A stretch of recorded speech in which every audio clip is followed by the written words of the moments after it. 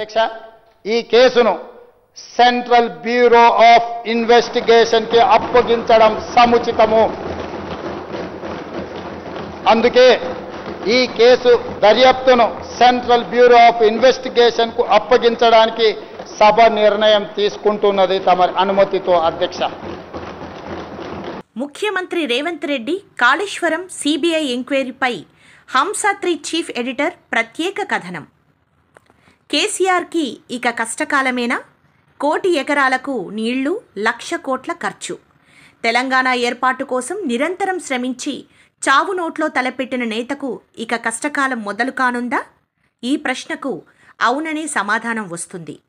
నిన్న అసెంబ్లీలో కాళేశ్వరం చర్చ సందర్భంగా ముఖ్యమంత్రి రేవంత్ రెడ్డి కాళేశ్వరంపై సిబిఐ దర్యాప్తుకు ఆదేశించడంతో కేసీఆర్ విచారణను ఎదుర్కోనున్నారు. ఇందులో హరీష్ రావు, ఈటల రాజేందర్, కొంతమంది అధికారులు కూడా విచారణను ఎదుర్కోనున్నారు.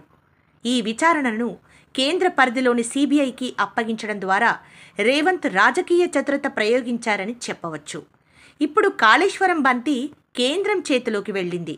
దీంతో కేసీఆర్పై కేంద్రం చర్యలు తీసుకోకుండా ఆలస్యం చేస్తే బీజేపీ, బీఆర్ఎస్లు రెండూ ఒకటేననే ప్రచారం నిజమని ప్రజలకు వివరించే అవకాశమూ చిక్కింది.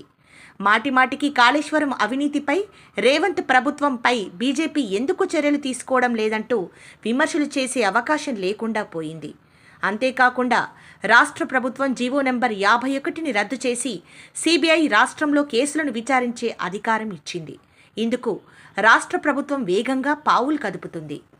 పీసీ ఘోష్ కమిషన్ రిపోర్టుపై గత రాత్రి సుదీర్ఘంగా అసెంబ్లీలో చర్చించిన తర్వాత సిబిఐ విచారణకు ఆదేశించింది.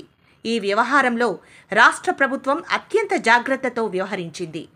ఎక్కడా అప్రజాస్వామికంగా వ్యవహరించలేదు. ప్రజాస్వామ్యంగా, పారదర్శకంగా వ్యవహరించింది.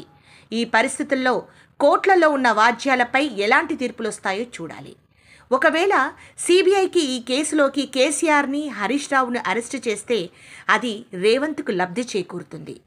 తాము మొదటి నుంచి చెబుతున్నట్లుగా కేసీఆర్ అవినీతిపరుడని ప్రజల ముందు దోషిగా నిలబెట్టవచ్చు.